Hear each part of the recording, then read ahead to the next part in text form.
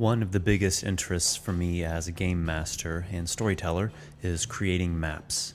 I've spent many an hour stressing over how to make maps, as there are many angles of approach and various technique options. As with anything, each new project is something of an experiment, bringing with it new insights and mistakes to learn from. A major decision point when designing a map is the scale.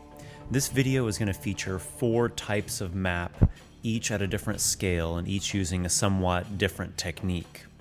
Keep in mind, there are many ways to produce fantasy maps, and so what you are seeing here represents just a few styles that have worked well for me. When it comes to adventure gaming, the 4 types of map I generally use are the world map, the kingdom map, the region map, and the dungeon map. First, I'm showing here the world map. This one in particular is my recently rebooted campaign setting that I use at home for my D&D campaigns and also my fantasy stories that I write. The purpose of the world map is to basically display an overview. Its function is to show the kingdoms, their shapes and sizes, and the various lands of the world and their relation to each other. I've kept this one somewhat simple. It doesn't have terrain features, it doesn't have a lot of color, it has something of a more classic style.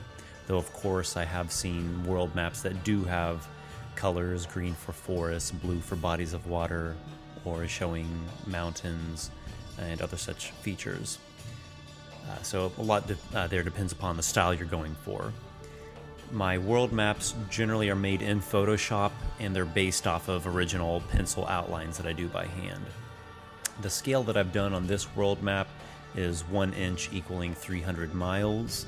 You, of course, could go larger than that if you felt inclined to, but basically moving across a world map is going to represent weeks of travel. The cons for the world map would be that it is a big undertaking because you suddenly have an entire world to fill with culture and with detail, and so this map can certainly be overwhelming. The kingdom map. This one shows the major regions, cities, roads, lakes, and rivers of a particular land. This one here is my recent redo of my Kingdom of Palagos, and as you'll see here, it's noting the names of different regions, islands, and the major city-states. This one, again, is made mostly in Photoshop, though it is originally based off of a pencil outline that helps serve as a guide. The Kingdom map is a great map to use over and over. You'll use it throughout the course of many levels of play or even an entire campaign or multiple campaigns. I've used kingdom maps so much during campaigns, they're probably my most used variety. Here you'll see the different names, the different labels of the various places and regions. So what I've done is I've actually made descriptions for each region, just little paragraphs, a few sentences sometimes, just to plant ideas, seeds, and references about the different areas. For example, it would say that the city-state of Ophora is the newest and wealthiest of the city-states, and it's a major port. It has a fleet of ships. There's a lot of trade. The accents of the people there are unique and stylized, and you might note who the leader is and maybe something basic. Or you go to a different area such as Ganta's Reach, and this region is, I just noted that it's named for a legend about an ancient titan that fell after being slain, and its arms were outstretched as it hit the ground, creating this section of hills, and such animals or dangers are known to dwell here. So making those little details and notes can take a while, but it's just a great thing to have on hand when you are running your world. Here I'm using a scale of 1 inch equaling 30 miles, so it's a mid-sized kingdom, I would say. It's not the smallest, but it's by no means a giant kingdom either. So travel across this sort of map generally is going to represent days of travel, or perhaps over a week or two if you're on a very long trek. On the pro side of things, this map is highly reusable. It shows major terrain features throughout the kingdom. Using color here also works best, as you can show various regions and types of biomes or ecosystems, if you want to call it that. But still, the level of detail is not overwhelming. You're not showing each and every tiny little rock and tree and dry creek bed and minor village. On the con side of things, this kind of map can take a long time to make. Generally, this is the most involved type of map. I spent several hours making this one, as well as more hours making notes about the regions, and as well the amount of description that just goes into the entire project can inundate you, as you're essentially forming dozens of different settlements and areas. But despite the cons here, I really think the long-lasting payoff of this kind of map is worth it. The region map. This is where I feel my stress level begin to decrease. I can just make these maps by freehand on paper with pencil or pen. They're faster, they're simpler to create. This one here in particular is pencil. It's the Scarred Coast, which is a northeastern coastal region of Palagos, which is not settled by anything major. There's just a couple small towns here. The rest is largely wilderness and ruins, adventure sites. Basically, what you do here is you just take one of the regions on the kingdom map and you expand it into its own map, and it's showing the individual adventure locations. It's going to show the dungeons, the caves, the ruins. Mine has a shipwreck out there, and other sites of interest. The scale here is basically charting hours of travel, or perhaps a few days of travel if you're going between the distant points.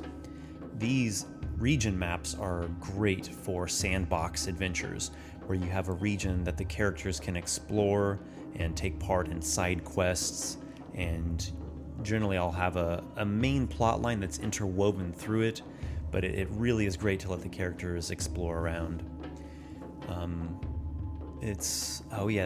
Region maps also are really good to get a campaign started, especially if you don't want to spend a long time. If you don't want to undertake the big project of making a kingdom map or making a world map, and you just want to get something going fairly quickly, it's great just to start with a region map, because it's going to give you plenty of playtime and adventure. And if the characters want to explore farther, you can just make a map for the next region over. There isn't too much of there aren't too many cons to this type of map, though there are some common problems or pitfalls that I have seen come up, generally having to do with travel. Travel mechanics, if they become too, mechanical, or there's too many random encounters, can work against the benefits or the pluses of this type of map. What you want to do is you want to make travel interesting, engaging, and varied. If you're having encounters, I like to make them more like scenes. Think of like scenes in a movie or a book.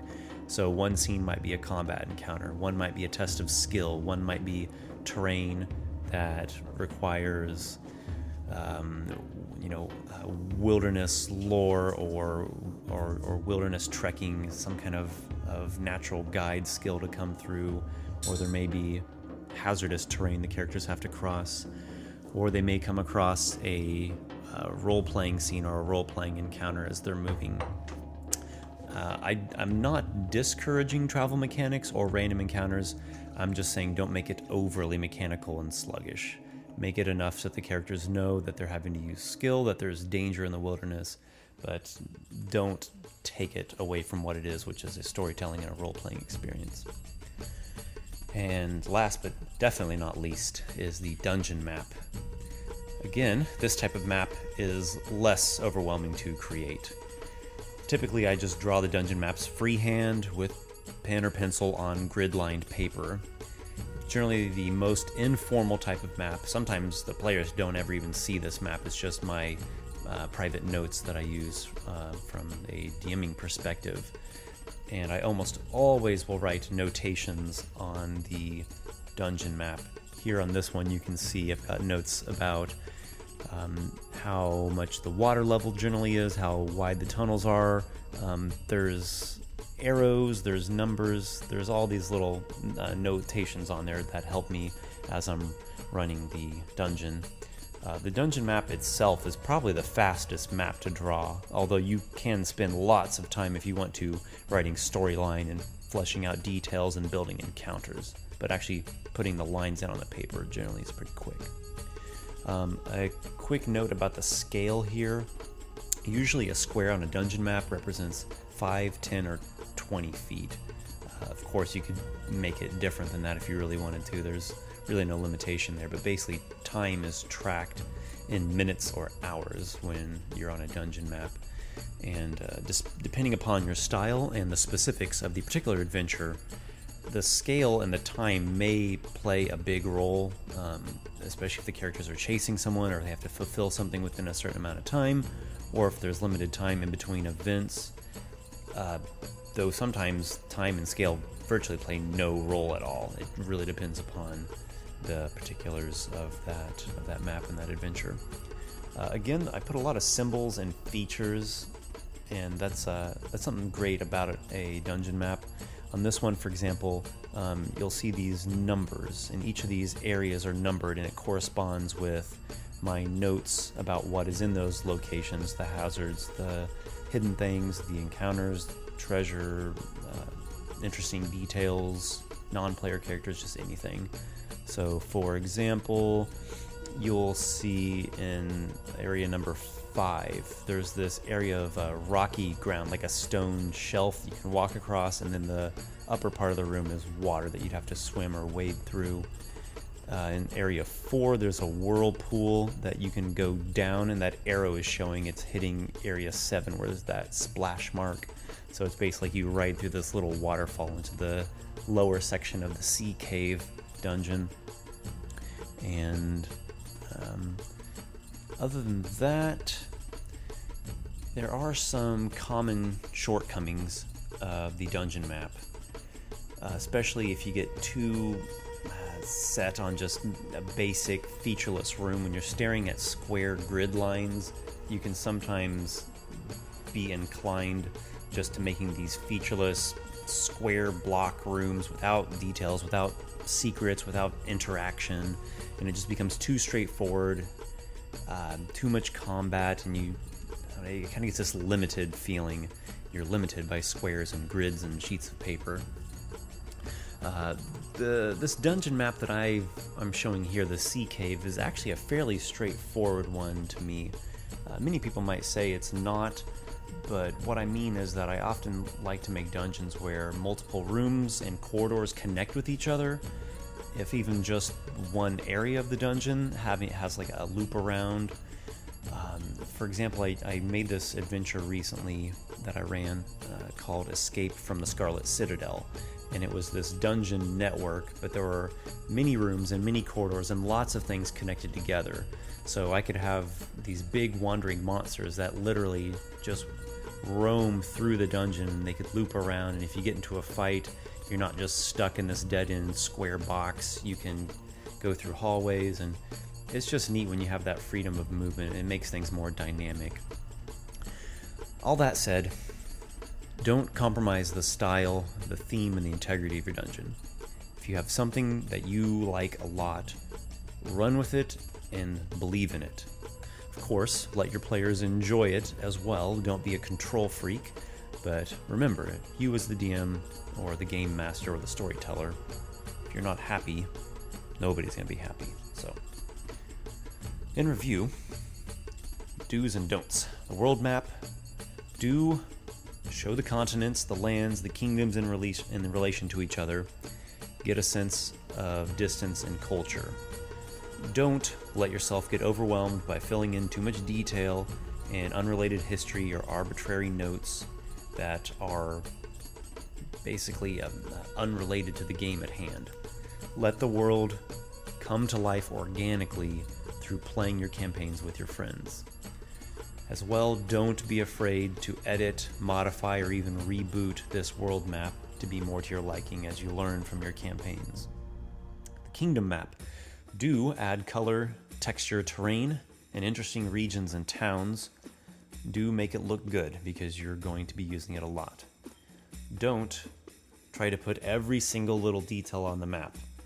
You don't need each creek and each windmill, just the major settlements and regions. The region map. Do create an inspiring region full of locations that the characters will want to explore. Allow the players to roam, investigate, and play with the stage that you've set. And do have a general idea and basic notes about what is going on in the region. Don't diminish the player's interest and curiosity with railroaded adventures or sluggish travel mechanics. The dungeon map. Do build an adventure site with interesting hooks, such as a unique theme, compelling villain, intriguing inhabitants, and or a story of what's happening there. And make the aspects of the dungeon interactive.